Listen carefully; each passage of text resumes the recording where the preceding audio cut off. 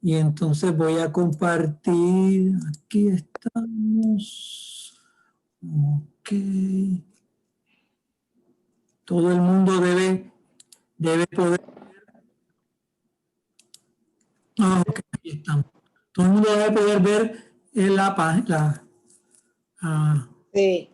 Ok, entonces, no vamos a entrar porque ya adelantamos mucho, pero hemos estado trabajando sobre la oración en la adoración y dijimos, ¿verdad?, que habían dos maneras de orar, una manera individual o personal y la manera colectiva y congregacional.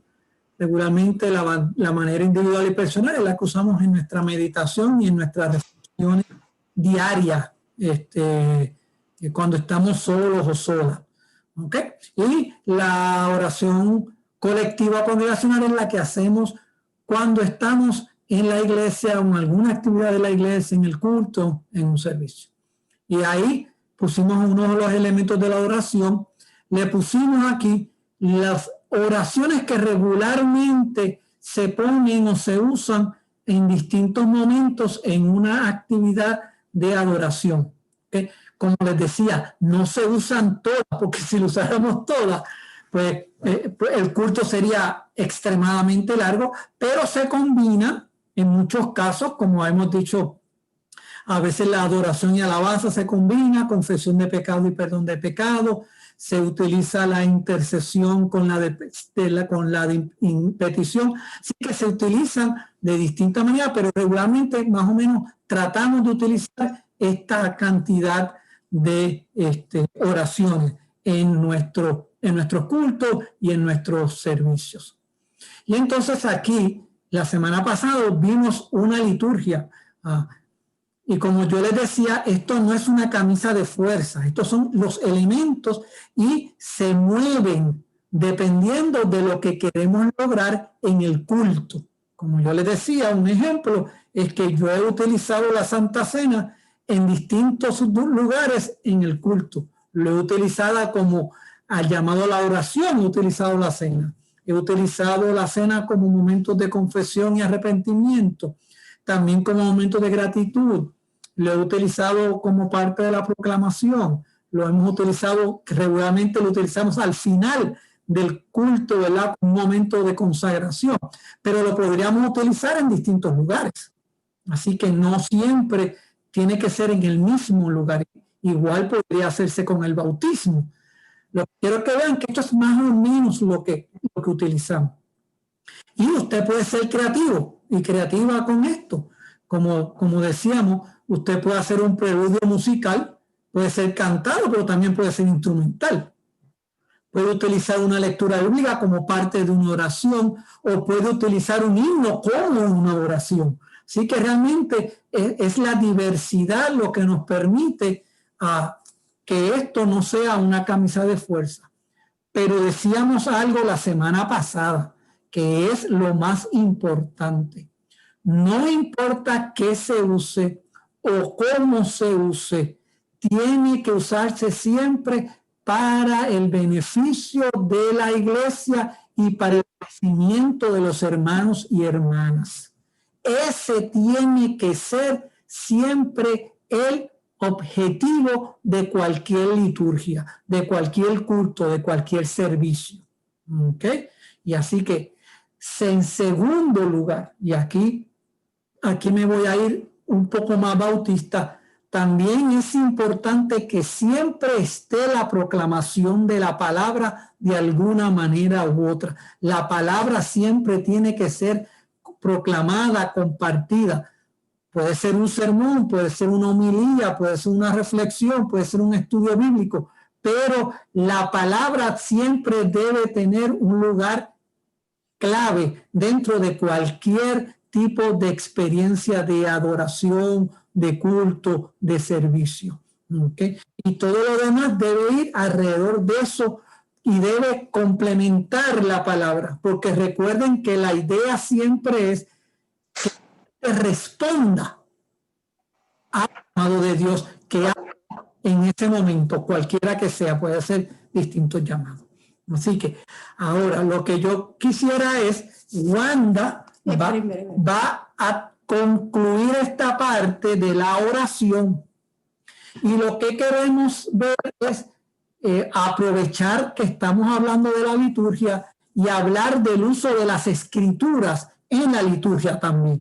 Y así completamos esa área y vamos a hablar con nuestra maestra invitada a ver si entonces incluimos un tercer elemento que sería el uso de la música y de los cánticos dentro también de la oración para entonces completar ese trío que regularmente utilizamos en nuestra adoración. Oración, palabra y música, canto o himno. ¿Ok?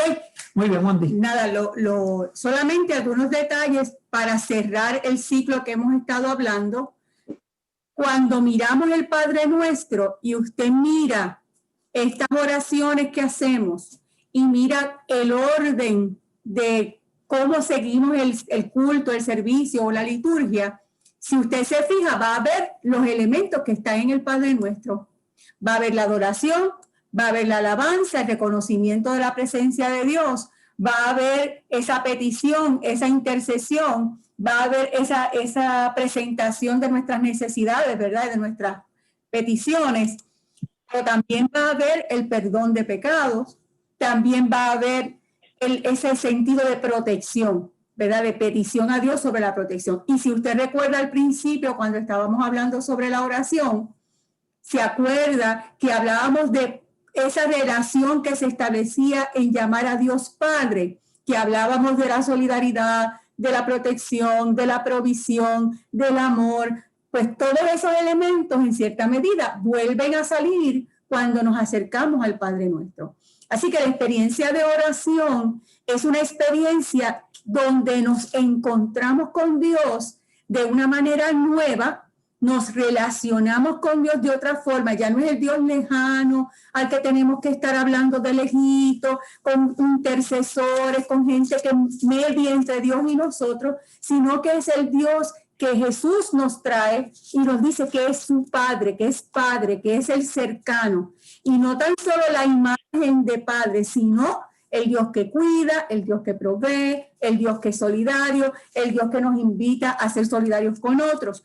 Y el elemento que nos hacía muy, muy bien y nos puntualizaba a Miriam, que siempre recuerdo que nos puntualizó, es una oración comunitaria.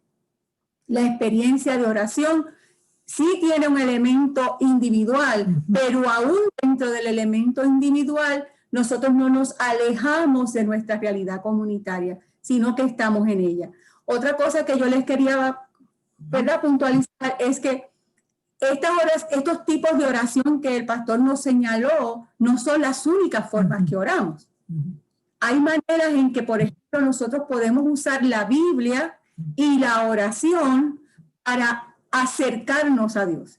Y entonces combinamos ambas cosas. Leemos la Biblia y al leer la Biblia entramos en un proceso de preguntar a Dios. Cuando nosotros decimos, Señor, ¿qué me dice este texto? ¿O qué tú me quieres decir con este texto? O cuando nosotros entramos en el proceso de ver qué el texto dice para el tiempo de Jesús, puede decir para nuestro tiempo, y lo hacemos a través de la oración, es una manera de orar, a través de la palabra y con la palabra. Así que hay veces que la gente utiliza la oración, por ejemplo, con meditaciones, poemas, meditaciones que otras personas escriben, y esas nos motivan a mantener la experiencia de oración. También podemos usar la Biblia o nos podemos guiar por un libro o nos podemos guiar por otras personas que tienen la experiencia de pasar por procesos de oración, ¿verdad?, concienzudo. Nosotros conocemos personas que tienen una vida de oración muy particular, que han enriquecido esa vida de oración y de alguna forma su testimonio nos ayuda a nosotros a mantenernos en esa línea, ¿verdad?, de una oración sana como la que hemos conversado. Otra cosa que yo les quería proponer, que traten de recordar las cosas que hemos hablado y ver cuáles de las cosas que hemos hablado ustedes entienden que afirman ideas o experiencias que ustedes ya tenían de la oración. ¿Qué de esas cosas que hemos mencionado para ustedes confirman su experiencia de oración? Y como otra pregunta que nos podemos hacer para evaluar lo que hemos hecho con la oración es, ¿qué de lo que he aprendido es nuevo para mí? ¿Qué de lo aprendido puedo aplicar a mi experiencia de oración? Y una de las cosas que la propuesta, ¿verdad?, de mirar este estudio bíblico de la oración es que nosotros en este tiempo que estamos ¿verdad?, en este encierro, que básicamente estamos más en nuestras casas que en otro momento de nuestra vida, buscáramos enriquecer esta experiencia de encierro con la oración. Hagamos de la oración una herramienta que nos permita vivir este tiempo buscando una nueva relación con Dios. Y hagámoslo posible compartirla, ya sea que nosotros oramos con alguien por teléfono, ya sea que enviamos una notita con una oración a alguien, ya sea que nos juntamos para orar, ¿verdad?, con las distancias, ¿verdad?, tal vez sea por teléfono, ya sea por la computadora, pero todas estas experiencias nos ayudan a que nosotros podamos atravesar por este tiempo tan difícil, pero hacerlo de manera gozosa. Una de las cosas que la oración nos permite es consuelo, porque el Espíritu consuela. Esa confianza en que el Espíritu está viviendo en nosotros a través de nuestro Espíritu. Una de las cosas que se quedó en el tintero, que tal vez no la podemos hacer, que yo lo había contemplado en algún momento, es ver cómo está en las cartas y en otros libros de la Biblia, del Nuevo Testamento, cómo está vista la oración para la gente que era la iglesia primitiva. Y mucho de lo que estas personas nos recomiendan es orar en todo tiempo. Mantenernos alertas en la oración, mantenernos constantes en la oración, orar por los que llevan el mensaje, orar por las autoridades, orar por los amigos y la gente que es parte de la iglesia. Así que toda esta acción continua nos permite enriquecer nuestra vida espiritual y nos permite en cierta medida ser útiles, porque la idea es servir, ¿verdad? La idea es anunciar el evangelio, y nuestra manera y nuestra vida de oración va a enriquecer nuestra vida personal de tal modo que cuando nosotros empecemos a compartir con otra gente, se nos va a notar que estamos conectados con esa espiritualidad que nos permite entonces afrontar las dificultades que tenemos. Desde orar en la mañana, hacer hábitos, porque esa es otra manera, ¿verdad?, que uno puede hacer. Pues yo hago un hábito de que voy a hacerlo en la mañana o en la noche o a mediodía, o yo voy a hacer el hábito de que lo voy a hacer a través de la lectura bíblica, o es que yo voy a llamar a alguien para orar con esa persona, o es que yo desarrollo mi propia experiencia devocional, o es que de alguna manera la comparto con otra gente que me permite enriquecer esa experiencia de oración. Recuerden que el Padre Nuestro es el modelo, y si lo pueden mirar desde ese ámbito, van a ver que mucho de lo que dice el Padre Nuestro y de lo que analizamos en el Padre Nuestro está en las cosas que hemos dicho de estar en la experiencia de adoración, de las partes de la experiencia de adoración. Un detalle: si nosotros vamos a orar en un lugar público con un grupo de personas, recordemos que nosotros debemos hablar desde el nosotros, no desde el yo, porque estamos orando todos juntos. Si estamos solos, obviamente, pues a lo mejor decimos Señor yo, ¿verdad? Pero aún cuando estamos solitos, generalmente en algún momento de nuestra oración, nosotros vamos a orar por el nosotros. Señor, pues cuida de nuestra iglesia, Señor, cuida mi familia. Todo eso que estamos diciendo se vuelve un nosotros. Pero particularmente cuando participamos de la experiencia de oración, ¿verdad?, en el culto o en alguna experiencia de grupo, tratamos de incluir a todos los que están presentes. Si nos toca orar por cosas que se han dicho, tratamos de incluirlas en nuestra oración. Y en ocasiones yo suelo, cuando las van mencionando, yo voy orando. ¿Saben que a veces vamos diciendo los nombres de las personas? Pues en vez de estar pensando en otra cosa, yo lo que hago es que, para no olvidarlos, en el momento que las pronuncian, yo digo, Señor, cuida de fulano. Señor, protégele. Señor, sánale, porque en ese momento cuando lo están mencionando, yo me conecto con esa oración, aunque después se ore, ¿verdad? Recojan toda la oración, pero cuando lo van mencionando, me voy conectando para que yo no pierda mi comunicación, mi comunión en ese momento de intercesión tan importante. Así que hay varias maneras que uno puede conectarse en la experiencia de la oración y conectarse a través de la experiencia devocional. Una otra recomendación es que cuando uno llegue al templo, algunas personas, especialmente gente, ¿verdad?, que llevan muchos años en la iglesia, siempre nos dicen, ore antes de llegar, ore cuando llegue al templo, porque ellos nos están invitando a que cuando llegamos al templo hagamos esta experiencia, ¿verdad?, de entrar en comunión. Y ellos lo utilizan como una manera de entrar en comunión. Y a veces se molestan porque uno pajarea por el templo y camina y corre, pero es una manera de entrar en comunión y es una manera de mantenerse, ¿verdad?, en esa experiencia de comunión. Son algunas cositas que yo me quedé pensando. Por ejemplo, la gente a veces nos pregunta, ¿Dios me escucha cuando yo oro? Esta pregunta de saber si Dios me escucha se vuelve un poco dolorosa cuando uno no tiene una respuesta inmediata sobre lo que está pidiendo o lo que está intercediendo. Recuerden lo que dice el apóstol: el Espíritu clama por nosotros.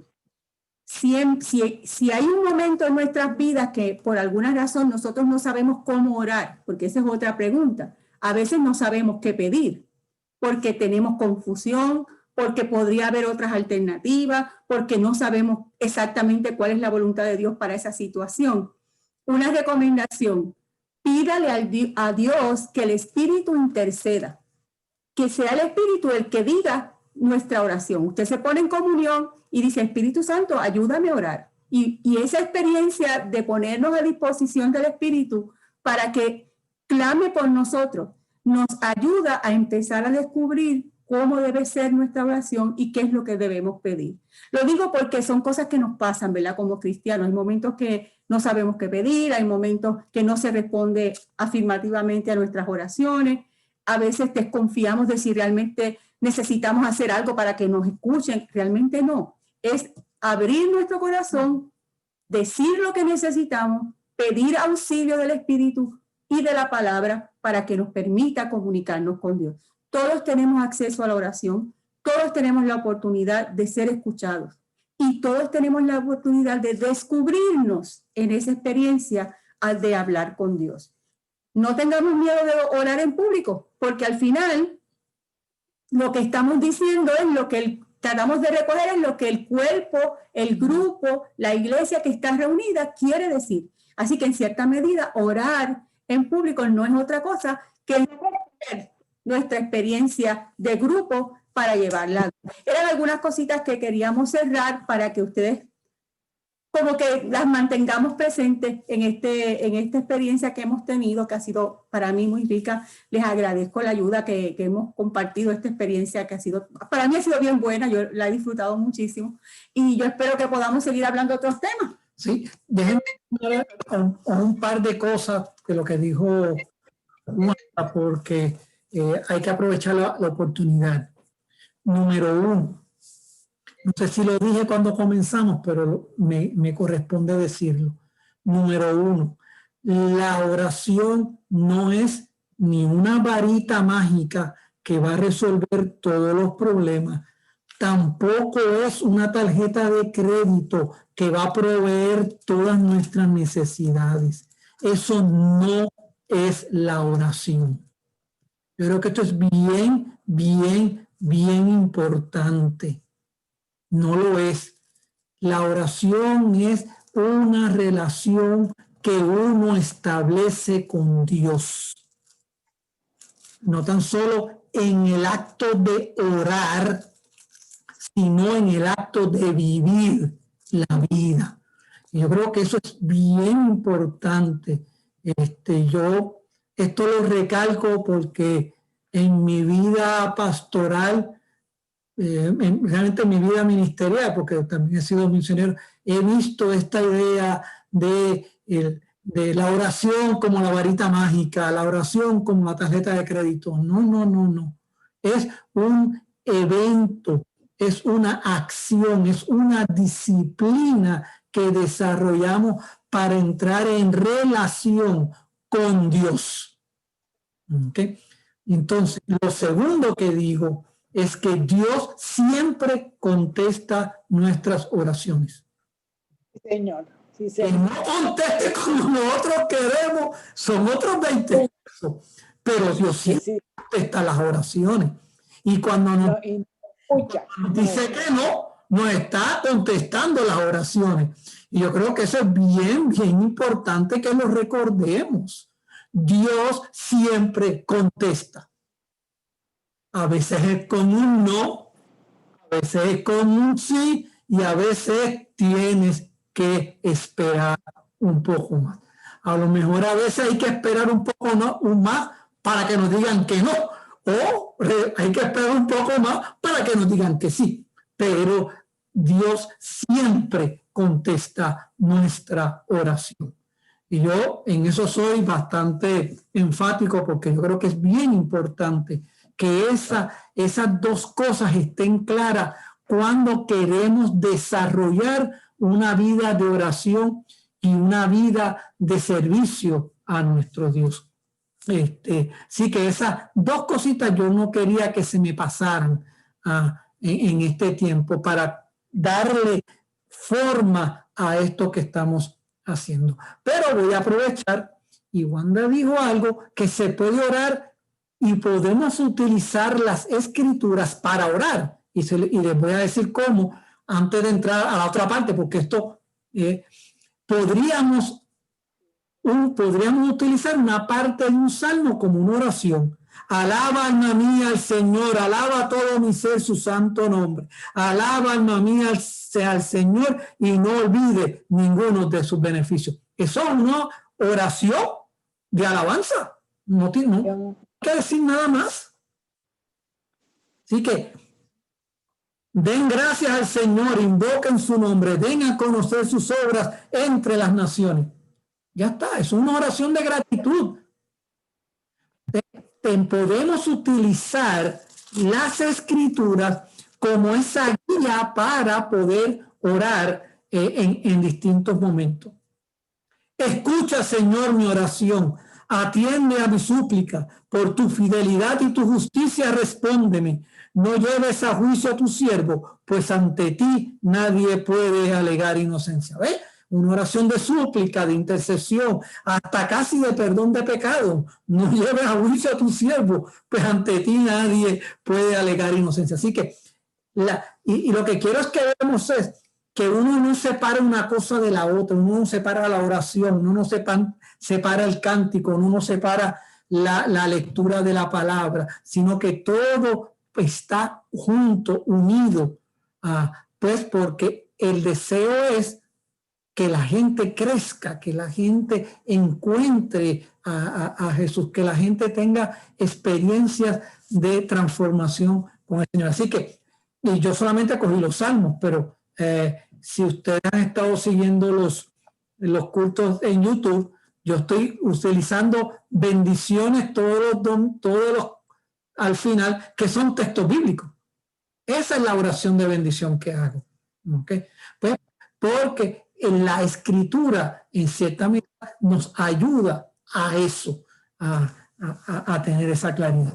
Así que quería un poco decir esas dos cositas de la oración, porque siempre es el issue. El Señor me contesta, no me contesta, me escucha. Sí, mira, el Señor escucha siempre y te contesta siempre. Ahora, no como tú quieres necesariamente, pero siempre lo hace. Y yo creo que en eso es que tenemos que poner nuestra confianza. Es que el Señor siempre contesta. Siempre está disponible. No, y como dice el pastor, la relación, se desarrolla entonces la relación con Dios de tal forma que uno entonces puede entender si es que va a esperar, si es que la respuesta no es positiva, como uno la quiere, que hay que transformar, que hay que hacer con esa vida. Lo otro es que a medida que uno va leyendo los pasajes bíblicos que lo ayudan a orar, uno va dándose cuenta cómo orar y uno va aprendiendo a orar con la Biblia. Y la Biblia misma lo va guiando a uno a saber qué palabras usar, cómo orar, qué realmente es lo que el tema de la oración. Y uno lo va descubriendo a través de los pasajes. Es bueno también buscar, a veces uno quiere orar y tiene la mente muy ofuscada, o uno está muy tenso, o está muy ansioso. Siempre la gente, los grandes, ¿verdad?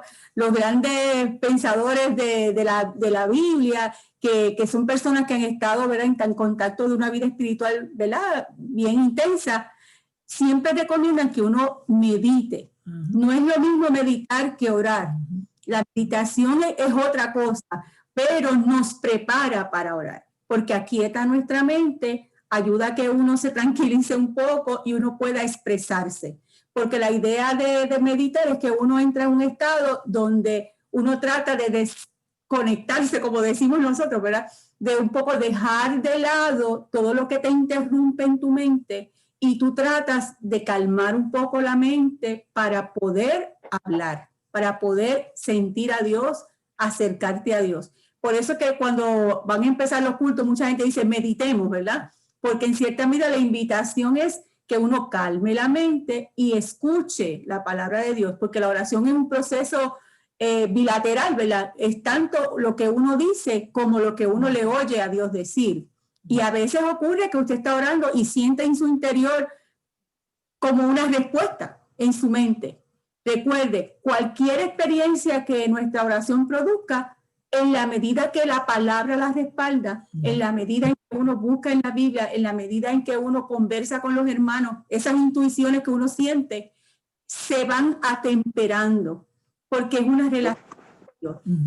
Y no va a venir, o sea, uno tiene siempre que buscar, por lo menos es muy bautista nuestro, ¿verdad? Decir, hermana, me está pasando esto, yo siento que Dios quiere que yo haga esto, o que yo siento que esta es la voluntad de Dios, y uno entra en ese diálogo con los hermanos porque es lo que en cierta medida nos ayuda a discernir qué es la voluntad de Dios. Recuerde que la oración y nuestras acciones están mediadas por ese proceso, ¿verdad?, de discernimiento de la palabra de Dios. Un poco, esta segunda parte no la habíamos planificado, pero me alegra que la estemos haciendo.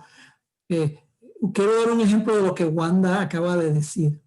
Nosotros en muchos momentos estamos cansados, preocupados y no sabemos cómo prepararnos para orar. Y hay algo, y yo lo traigo, no lo voy a tocar porque lo podemos hacer más adelante. Hay un recurso que utiliza un método que se llama la oración acentrada. Es que usted vaya a un texto bíblico, y aquí voy a coger un ejemplo, que usted coge esa frase y la repite hasta que usted está calmado o calmada, que le permite continuar. Y aquí voy a coger un ejemplo, el Salmo 143, el verso 1. Usted puede decirlo porque puede servir como un mantra, ¿no? Como dice, escucha, Señor, mi oración, atiende a mi súplica.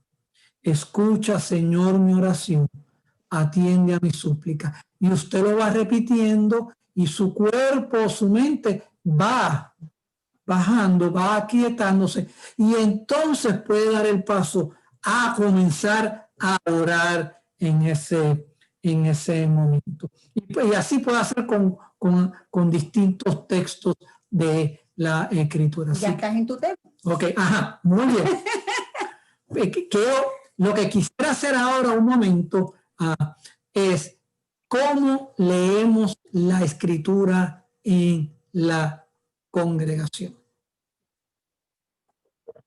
Una de las preocupaciones que yo he tenido y que he recibido de mi papá y de mi mamá ha sido el poco uso que se le da muchas veces a las escrituras en el culto y en la adoración.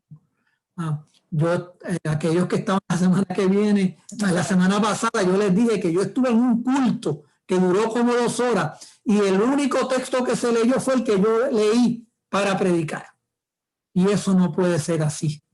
La escritura tiene que estar en todo lo que hacemos. Y eso es bien importante. Así que, pero hay tres maneras en que podemos leer las escrituras en público y congregacionalmente. La leemos todos juntos, que lo que llamamos es la lectura congregacional o la lectura al unísono, todos juntos. Unido. Número 2, puede ser una lectura antifonal, que es una persona lee una parte y otra lee otra parte. O usted lee o una persona simplemente lee las escrituras. Vamos a hacer un ejercicio ahora vamos a hacer un ejercicio. ¿Ok? Miren, y siempre usted sabe, cuando yo hablaba de que leyéramos juntos, siempre le decía, en la coma usted hace una pausa, en el punto usted se detiene. Y recuerde, es una lectura congregacional. Hay hermanos y hermanas que empiezan a leer y eso yo tengo que, es como si fuera una carrera de 100 metros, yo tengo que terminar de leer antes que nadie. ¿Okay? Y uno dice, pero ¿qué pasa? Así que esa no es la idea de la lectura al unísono. La lectura al unísono es que leemos todos y todas juntos el texto. ¿Ok? Ahora, déjenme señalar lo siguiente. Antes era fácil, porque antes todo el mundo utilizaba la Reina Valera del 60. Y en los últimos, 30, 40 años, la diversidad de textos, de traducciones, ha explotado. Yo le hablaba con una hermana esta tarde. Nosotros tenemos como 20 distintas traducciones de la Biblia. Y todas son válidas. No hay ninguna peor ni. Ok. Por eso es importante lo que hacemos cuando hemos estado en nuestro lugar de adoración, es que ponemos el texto en la pantalla. El texto que todo el mundo va a leer. ¿Ok? Exacto. Es la idea de que vamos a leer el Salmo 145, todo el mundo lo busca y usted lo lee Reina Valera y el pastor lo puso de Dios habla hoy, y entonces uno en el Reina Valera y otro en Habla Hoy. No, se puso ahí porque era el texto que queríamos que todos lo hiciéramos juntos y juntas. Así que eso es parte de esa disciplina. Entonces, vamos a hacer lo siguiente. Aquí tenemos un salmo. Pastor. Ajá, dime, perdóname. Sí, por ejemplo, para un estudio bíblico o una clase bíblica, es conveniente entonces que haya diversas versiones, porque eso, cada versión enriquece la discusión de una manera distinta. ¿Sí? La lectura bíblica congregacional debe ser de una sola versión, pero para la clase es conveniente muchas versiones. Así es. Es una ventaja, porque incluyendo a los predicadores, como tú dices, casi todas las Biblias que tú tienes te las llevaste de la... me la robé de casa. Sí, porque la que yo tenía. Yo me sentaba yo me sentaba con 10 o 15 versiones a estudiar un texto para poder predicar de eso, ¿verdad? Así es conveniente para la clase, es tener de distintos versiones. Porque eso es importante que lo tengamos siempre en mente. Que la diversidad de traducciones no afecta el mensaje de la palabra. Yo tenía un hermano que me decía, no, pastor, tiene que ser Reina Valera del 60. Cualquier otra cosa no es palabra de Dios. Y yo, ok, ¿verdad? Eso cada cual, pero la diversidad lo que nos permite es ver la riqueza de la propia palabra de Dios. Eso es lo importante. Muy bien.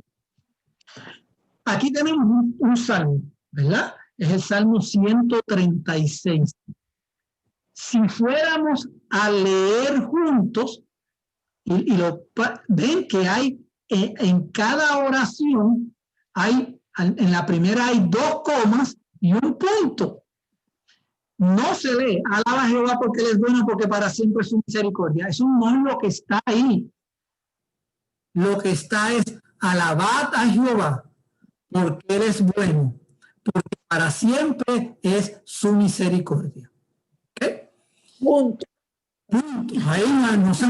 Entonces, alabad al Dios de los dioses, porque para siempre es su misericordia. Respira. El punto lo que nos permite es tomar una respiración mucho más profunda para poder continuar. La coma nos permite descansar para poder continuar. Entonces, eso es bien importante cuando leemos juntos y juntas. ¿Ok?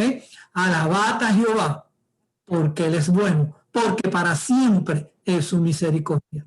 Punto. ¿Okay? Y podríamos leer todo el pasaje de esa manera. ¿Okay? Y la idea es que nadie va adelante ni nadie se va atrás. Leemos lentamente, digo, tampoco es alabad a Jehová. Esa no es la idea. Leemos de una manera en que todos podamos seguir la lectura. Alabad a Jehová, porque Él es bueno, porque para siempre es su misericordia. No es alabad a Jehová, porque Él es bueno, porque para siempre es su misericordia. Nadie puede seguir eso. ¿Ok? No se habla así, uno no habla así. Es verdad, uno lo tiene que hacer. Sí, porque uno lee la Biblia como uno habla, como uno habla. Es una cosa natural. Debe ser natural. Se pone las comas y los puntos, así que sí. Sí, y eso es bien importante. Y que ese sería lo primero. Una cosa curiosa es que cada iglesia, cada congregación, mientras va haciendo este ejercicio, va descubriendo cuál es su tiempo. Porque si usted es una congregación que la mayor parte de la gente usamos espejuelos, tenemos más de 60, nos distraemos con facilidad, pues usted va a tener una congregación que va a leer más puntita. Porque usted tiene una congregación de muchachos de 20 años, todos ahí, mire, como ellos dicen, mire, listos para lo que venga, va a leer un poco más rápido y un poco más animado a lo mejor, o por lo menos hay un tiempo diferente. Pero cada iglesia va a ir descubriendo a quién es el más lento y quién es el más rápido y va a tratar de encontrar un medio. Es que va a ocurrir naturalmente si lo practicamos. Las primeras veces sale un poquito, ¿verdad? Disparejo, como diría, pero a la medida que uno va practicando, como que uno va encontrando ese promedio. Y es importante hacerlo. No podemos tener miedo de hacerlo en la congregación. Es que nos va a quedar feo. Que algo que quede feo, es decir, esa no es la idea. Nuevamente, algo que queda bonito, algo que queda feo. Uno tiene que tener cuidado cuando utiliza esos adjetivos en la adoración. Lo vamos a leer juntos y, como decía Wanda, mientras lo hacemos, mejor va quedando y vamos reconociendo cuál es nuestro ritmo en ese sentido. Así que eso es bien importante. Así que la segundo tipo de oración... pues vamos a leer. Vamos a leer. Ok, yo quiero que todo el mundo se haga un mute Aquí lo vamos a leer todos juntos. Pero lee por lo menos hasta el 2. Sí, vamos a leer un par de versos todos juntos. ¿Ok? Pastor, es que uno estamos deseosos de leer, pastor. Ahorita ya mismo vamos. Así que, Por eso es que uno no se detiene, porque están deseosos de leer, que no han leído la Biblia. no. Y hay otros que la han leído y hasta ya no la quieren leer, ya nomás la quieren ver. No, pero sí que vamos a intentarlo, ¿ok? Vamos a ir solamente hasta el verso 3. Vamos a leer los primeros 3 versos solamente, ¿ok? Yo voy a comenzar. Listo, 1, 2 y 3. Pero tienes un montón de gente. Ok, ¿listo? Alabad a Jehová, porque Él es bueno, porque siempre es su misericordia. Alabad al Dios de dioses, porque para siempre es su misericordia. Alabad al Señor de los ejércitos, porque para siempre es su misericordia. En Zoom es difícil, pero la idea siempre es que uno lo vaya haciendo. Ceci, dime. Sí, yo le comentaba a Egui que hace 2 semanas exacto yo estaba leyendo este salmo porque me gusta mucho.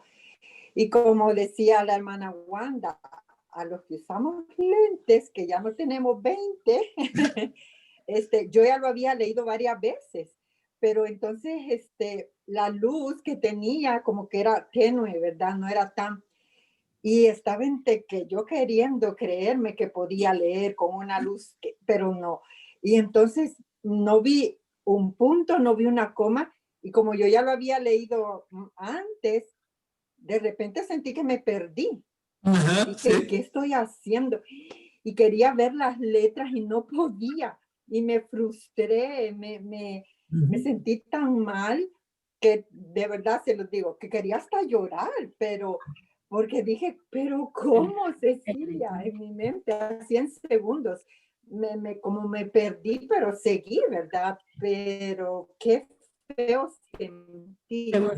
Y por eso, como ustedes dicen, es tan importante las comas y los puntos, porque uno tiene que tener esa conexión de la lectura y disfrutarlo y entenderlo.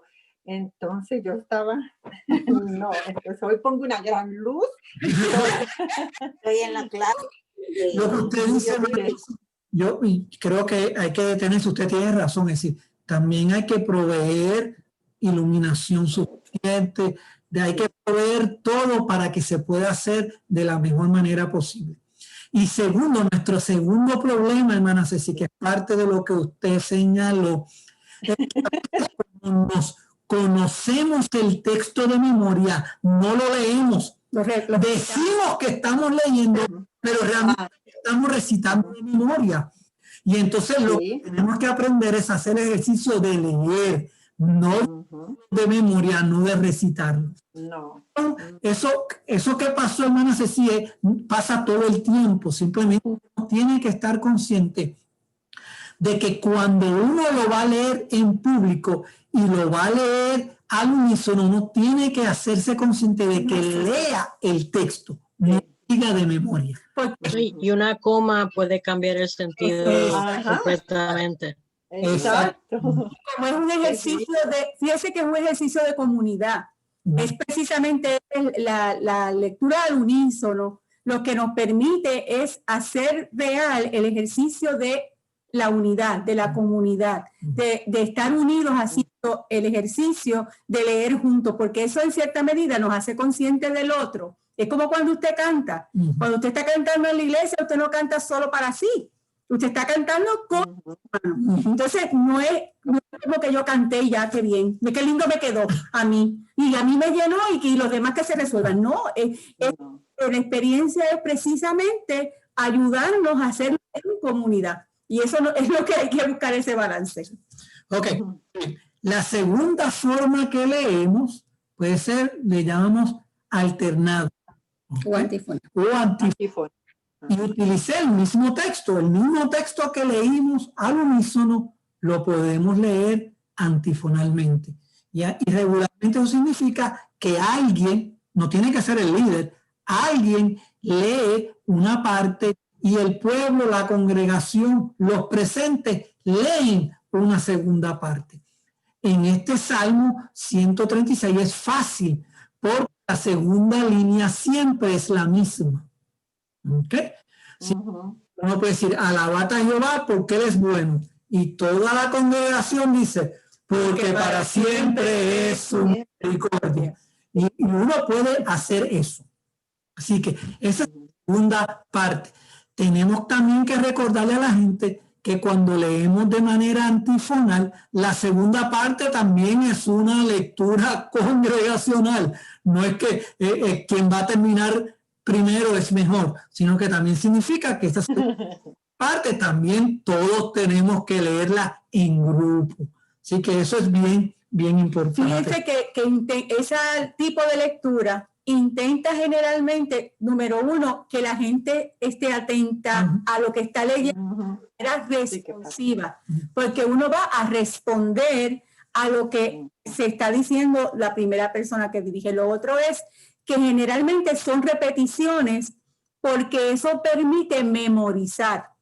Así que en cierta medida, cuando se da este tipo de lectura, estamos ayudando a que alguien recuerde un salmo. Es posible que haya gente, por ejemplo, que no sepa leer, pero esta experiencia de leer la palabra antifonalmente en el templo permite a los que no tienen, ¿verdad?, la particularidad que puedan leer, recordar y tenerlo presente. Y eso se queda, es como repetir un corito, ¿verdad?, como un cántico. Al repetir el cántico no se le queda, y en cierta medida lo que hace la lectura antifonal es ayudarme a recordar y a confirmar y afirmar una frase que está en el Salmo, y me hace más fácil recordar la lectura. Sí, eso es bien importante. Lo otro que quería decir es, usted puede hacer salmos antifonales, aunque pareciera que no hay una frase, usted puede ver que hay una frase y luego de 3 o 4 versículos, usted puede decir esa frase. Entonces usted puede crear ese salmo antifonalmente. Hace 2 domingos, aquellos que vieron el culto en YouTube, yo hice eso con una lectura de un salmo. No era antifonal, pero cogí el primer verso y se leyó. El segundo verso eran 2 o 3, se volvió a usar el primer verso y así sucesivamente también se puede hacer. Así que también se puede crear la lectura antifonal. ¿Okay? La tercera lectura es la lectura individual. Y aquí yo soy bien quisquilloso. ¿Ok? No para mí. Aquí habla Juan Ángel, ¿verdad? Me acuerdo que Pablo. Sí, Juan Ángel. A mí leemos de la siguiente, miren, esta es como se lee regularmente. ¿Ok? Y esto es más o menos, ¿verdad? Aquí siempre uno hace un poco de exageración para hacerlo notar. Miren. Entonces vinieron a Jericó, y a salir de Jericó él y sus discípulos y una gran multitud. Bartimeo el ciego, hijo de Timeo, estaba junto al camino mendigando, y yo oyendo que era Jesús Nazareno. ¿Ven? Ya a mitad del primer verso ya estoy dormido. ¿Ok? Y aquí es lo que yo quiero decir. Uno tiene que leer con pasión el texto. Hay un del Evangelio que uno tiene que leerlo con fuerza, con energía, con ganas, porque ese es el texto. ¿Ok?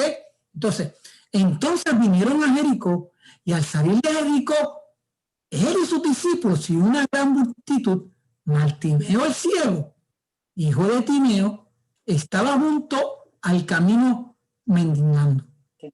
Viendo que era Jesús Nazareno, comenzó a dar voces diciendo: Jesús, hijo de David, ten misericordia de mí. ¿Verdad? Porque si usted dice, y oyendo que era Jesús Nazareno, y comenzó a dar voces y a decir: Jesús, hijo de David, ten misericordia de mí. Hay que ponerle corazón a la lectura. Porque cuando usted le pone corazón a la lectura, es totalmente distinta. ¿No?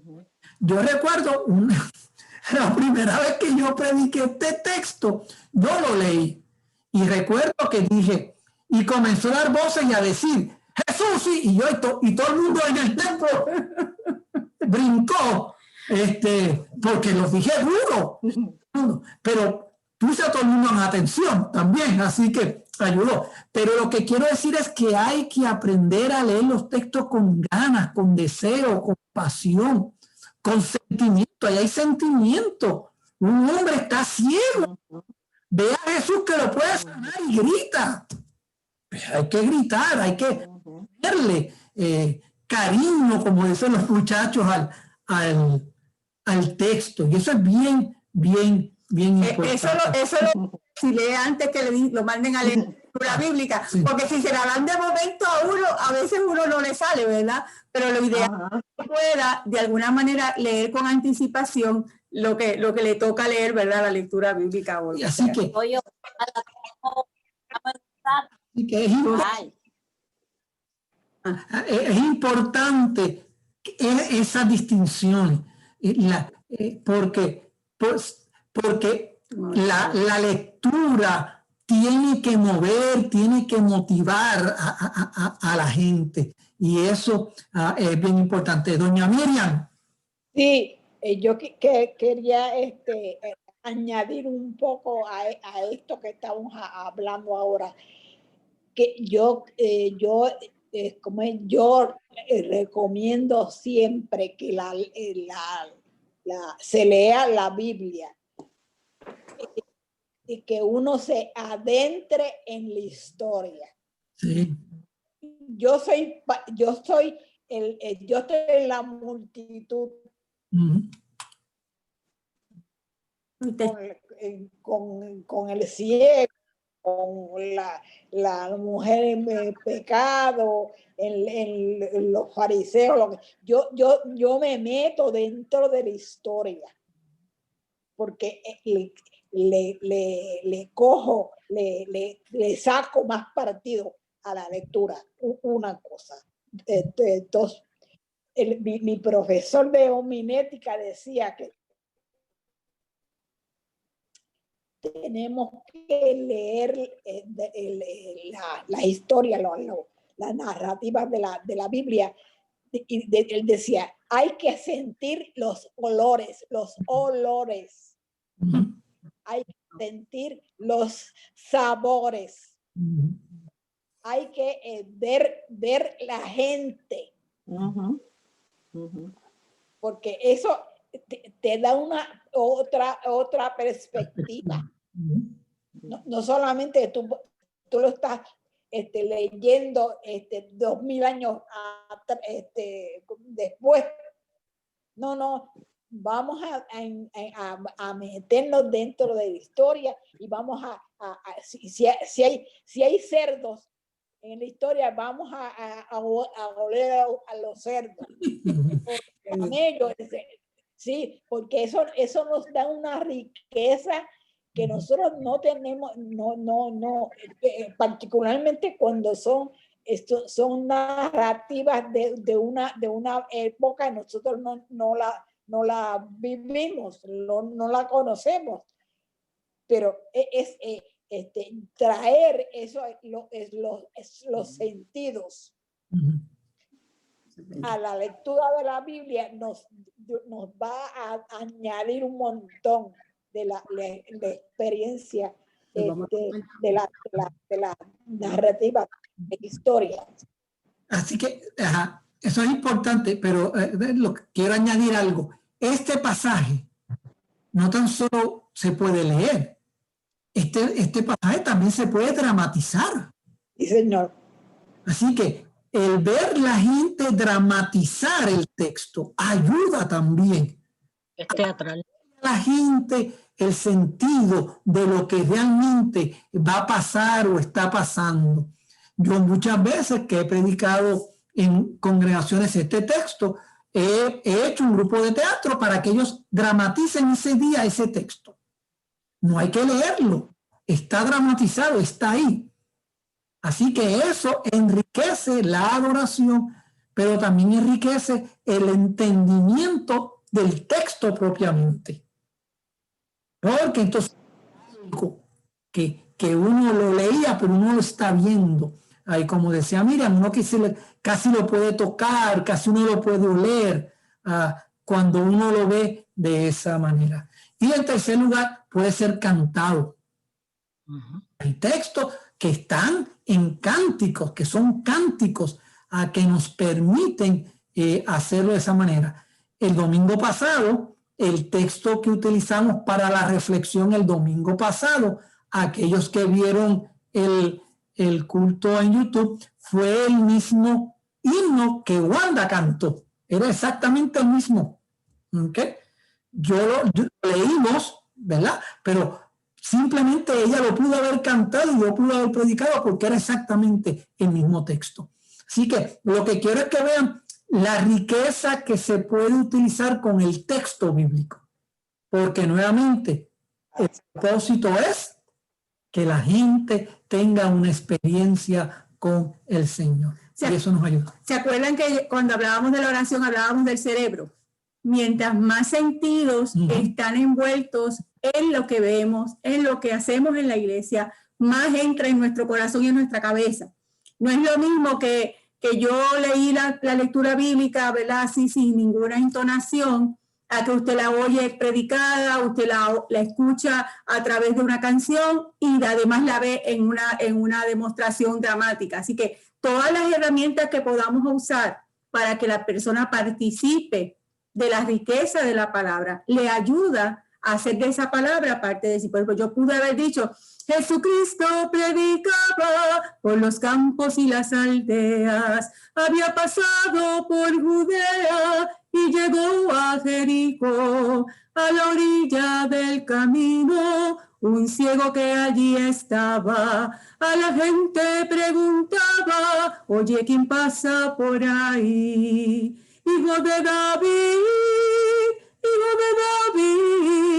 ten misericordia de mí, ten misericordia de mí. Y les canta el texto, y el texto hablando del milagro, de lo que Jesús hizo, lo que hizo el ciego, y cuando uno, al final, en cierta medida, si construimos nuestro devocional con todos esos elementos, la gente sale llena, porque en cierta medida han usado todo su sentido. Se enriquece todo. Sí, que eso es bien importante. Así que solamente hago un señalamiento que a veces me han preguntado, ¿quién debe hacer la lectura bíblica para la reflexión? Eso lo decide cada congregación y lo deciden los predicadores. Hay predicadores, yo conozco compañeros predicadores que ellos tienen que leer el texto. Okay. Ahí está uno. Eso va a depender del predicador, eso va a depender de la actividad. Yo muchas veces en cultos evangelísticos leo el texto, pues porque eso de leer, pues no, en cultos evangelísticos al aire libre, yo realmente leo el texto y continúo con la reflexión, pero no necesariamente lo tengo que hacer en la adoración. Así que cada predicador y predicadora lo utiliza dependiendo de cómo él o ella se sienta más a gusto. Así que no hay, eso no es ningún problema, eso lo traigo. Dudas, preguntas, comentarios, aclaraciones, antes de concluir, que hoy sí le hemos dado duro.